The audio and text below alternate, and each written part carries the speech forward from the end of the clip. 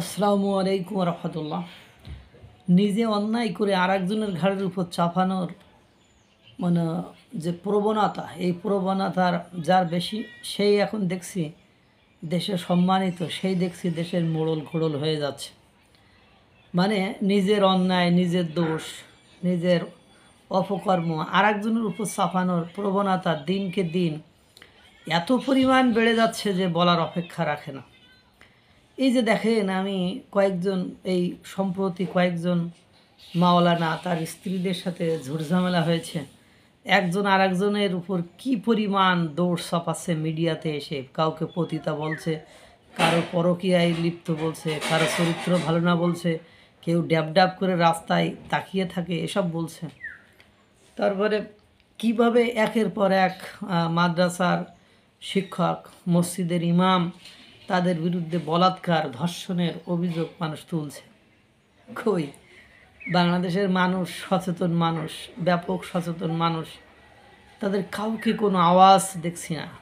তারা কেউ বলছে না যে এই প্রতিষ্ঠান, এই সংগঠন, এই রাজনৈতিক দল, এদেরকে নিষিদ্ধ করে দিতে হবে, কারণ এরা দেশের পরিবেশটাকে, বাচ্চাদেরকে এভাবে নষ্ট করে দিচ্ছে, বলছে না কিন্তু। কারণ আমরা যারা দুর্বল তাদের উপরেই আমরা সবল বা শক্তি প্রদর্শন করি। সেই শরৎচন্দ্র চট্টোপাধ্যায়ের বিলাসী গল্পের মতো যে সবলই তো দুর্বলের উপর নির্যাতন করবে, অবলা বলেই তো নারীদের উপর নির্যাতন করা যায়।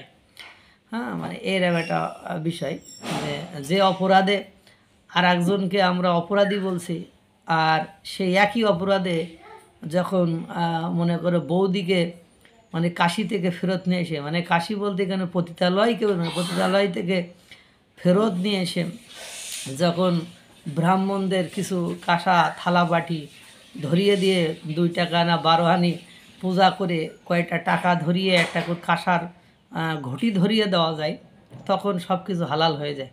এখন এই শরৎচন্দ্র চট্টোপাধ্যায়ের গল্পটি সে আমলে যখন হিন্দুদের এদেশে আধিপত্য প্রভাব বেশি ছিল, সে আমলে লেখা। কিন্তু বর্তমান সময়ে আমি আলেম ওলামাদের ক্ষেত্রে ওই একই জিনিস দেখছি।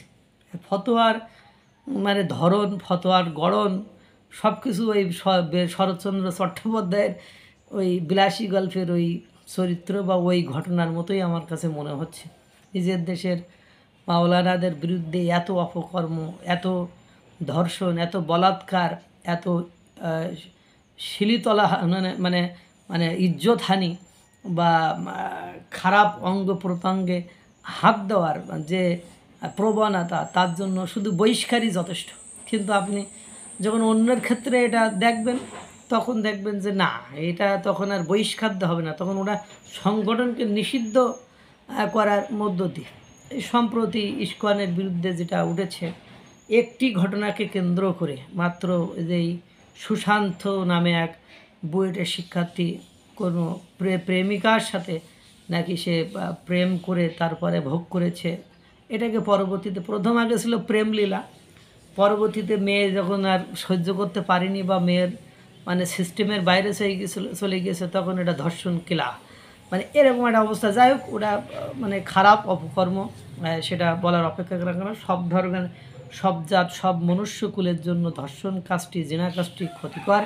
কারণ কোনো ধর্মেই ধর্ষণ আর জিনাকে সাপোর্ট করে বলে আমার স্বইচ্ছায় সজ্ঞানে মানে আমার কোনোভাবে জানা নেই। এবং তার জন্য ইস্কন সংগঠনটিকেই নিষিদ্ধ করতে হবে। অবশ্য নিষিদ্ধ করতে বলে করেন, সমস্যা কি? এটা আমেরিকান সংগঠন, ওকে নিষিদ্ধ করতে হলে আগে আমেরিকার পেছনে লাগতে হবে। কিন্তু দুর্ভাগ্য হলো সত্য যে ওর জন্মই তো আমেরিকা থেকে, সেই আমেরিকার বিরুদ্ধে কিন্তু কোনো আওয়াজ নেই। ওই যে মানে 12 আনি পূজা, কাঁসা থালা, এগুলো দিলেই তো সব মানে জায়েজ হয়ে গিয়েছে। কারণ মার্কিন যুক্তরাষ্ট্রের বিরুদ্ধে কথা বলে প্যাদানি খাওয়া ছাড়া, মানে ঝাড়ি খাওয়া, বকা খাওয়া ছাড়া তো আর কিছুই জুটবে না ভাগ্য আকাশে, কপালে। এই জন্য এদের পেছনে ওই যে দুর্বল, এই জন্য ওকেই পেটানো যায়, দুর্বল বলেই তো তার গায়ে হাত তোলা যায়। বিষয়টা এরকম যে এদেশে তারা সংখ্যালঘু, এদের উপর নিপীড়ন, নির্যাতন, অত্যাচার চালাইলে কেউ কিছু তো কইব না, মানে বলবে না, বরং বললে তাদেরকে আমরা মানে সন্ত্রাসী, তাদেরকে আমরা ট্যাগ দিয়ে তাদেরকে শায়েস্তা করে ফেলবো। এই যখন আমাদের সুযোগ আছে, তখন আমরা তাদের বিরুদ্ধেই বলবো। বিষয়টা এরকম জায়গায় দাঁড়িয়েছে এবং তাদের বিরুদ্ধে যেসব অভিযোগগুলো নিয়ে আসা হয়েছে সেই অভিযোগগুলোর কতটা ভিত্তি আছে। আমি তো ভিত্তিহীন অভিযোগ যে মাওলানা কে কিডন্যাপের বিষয়ে কথা বলা হলো, সেই মাওলানা একবারও সেই সংগঠন সেই গ্রুপের কথা কিন্তু বললো না, যে না আমার কোনোভাবে মনে হয়নি যে তারা তুলে নিয়ে গেছে। বরং দাঙ্গা বাঁধানোর জন্য মানে যারা এই নিষিদ্ধর আবেদন করছে তাদের পক্ষ থেকে করা হয়েছে কিনা এটাও কিন্তু এখন খতিয়ে দেখা উচিত। আর সবচেয়ে বড় অবাক করা কাণ্ড কি জানেন, পঞ্চগড় থেকে মাওলানা এসে বলছে আমি মানবাধিকার কর্মী, কিন্তু মানবাধিকার কর্মীর যে আচরণ মানে ওসি বা ওখানে পুলিশ অফিসারের সাথে দেখালো, তাতে আমার মনে হলো না যে সে তার দুটো ছেলে আছে, তারা সংসার আছে, তারা জ্ঞান বুদ্ধি বিবেক সম্পন্ন এবং তার সুস্থ হতে একটা দিন সময় দাও, সে তার আগেই মানে তার মন গড়া মতো মানে যা খুশি তাই করে ফেলবে, এরকম একটা বিষয় হয়ে দাঁড়িয়েছে। এবং একটা সংগঠনকে আপনি যখন পুরো মানে সন্ত্রাসী বলবেন, সেই সন্ত্রাসী কর্মকাণ্ডের এগেনস্টে আপনি ওই একজনকে কিডন্যাপ করা, সে বলছে না, যে সে বলতে পারতেছে না যে আমাকে কিডন্যাপ করে নিয়ে গেছে। একজনের ব্যক্তির অপরাধ, একজন ব্যক্তির অপরাধে যদি একটা সংগঠন নিষিদ্ধ হয়, আমি কারোর নিষিদ্ধ পক্ষে বিপক্ষে বলে আমার কথা হলো স্বচ্ছতা ন্যায় নীতির ভিত্তির নিয়ে কথা হবে।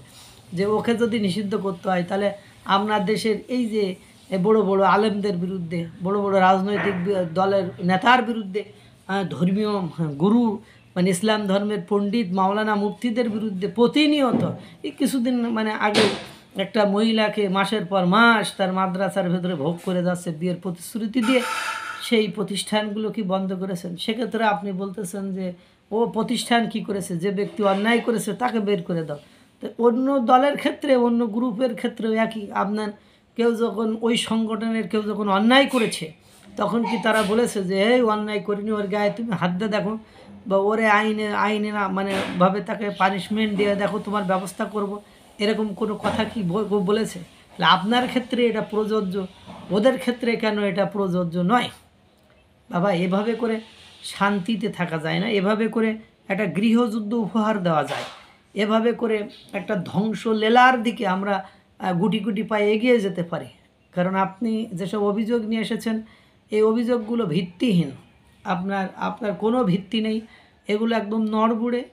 এগুলো যেন আমি তো দেখলাম যে বিএনপির মির্জা ফখরুল ইসলাম আলমগীর সাহেব উনি ইস্কন মন্দির থেকে ওদের যে সন্ন্যাসী তাদের সাথে বেরোচ্ছে, বিভিন্ন নমস্কার এমনি করে হাত জড়ো করে আশেপাশে থাকা যে ইস্কনের যে ভক্তবৃন্দ ওই মন্দিরে তাদের নমস্কার জানাচ্ছেন, তাদের সাথে হাসি খুশি দিয়ে কথা বলছেন। তাহলে বিষয়টা কি দাঁড়াইলো? আপনারা তো মানে লুচু খাবেন, সুদু খাবেন, সারা রাত ধরে লীলাও করবেন, আবার সকালে এসে মনে করেন ওই যে মানে বেশ্যা কবিতার মতন যে আপনার মাওলানা সাহেব রাত্রে লীলা করে এসে সকালে এসে তার মৃত্যুতে তার জানাজা পড়া যাবে না এই ফতোয়া দেবেন। এগুলো আমার পছন্দ না, এগুলো আমি প্রচণ্ড রূপে ঘৃণা করি, আমি অশ্রদ্ধা করি।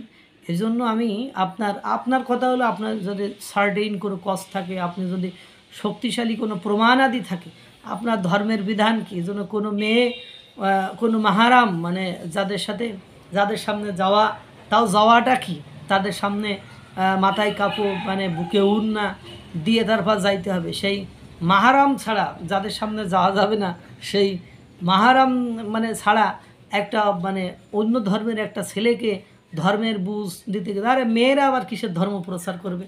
মেয়েদের ধর্ম প্রচারের বিধান কি বিশ্বনবী সাল্লাল্লাহু আলাইহি সাল্লাম দিয়ে গেছে? তুমি ধর্ম প্রচার করতে যে তুমি আর একজনকে বলছো যে তুমি ইসলাম ধর্ম গ্রহণ করলে আমার এই রূপ লাবণ্যে তোমাকে মোহিত করে তোমাকে বিবাহ করিব, এই বলে তাকে লোভ দেখাচ্ছ, লোভ দেখায় তার কাছে শুয়ে পড়ছো।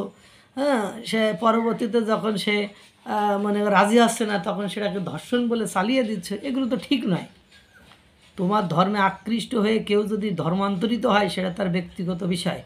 তুমি এইভাবে প্রলোভন দেখিয়ে মানে শরীর দেখিয়ে তোমার মানে প্রেমের ফাঁদে ফেলে তুমি এইসব কাজ করতে চাচ্ছ।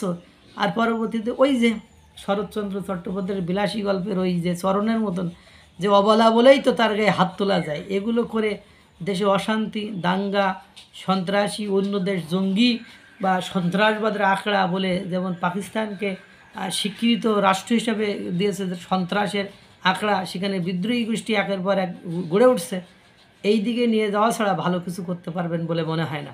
আল্লাহ তাআলা সকলকে ভালো রাখুক, সুস্থ রাখুক। আসসালামু আলাইকুম ওয়া রাহমাতুল্লাহ।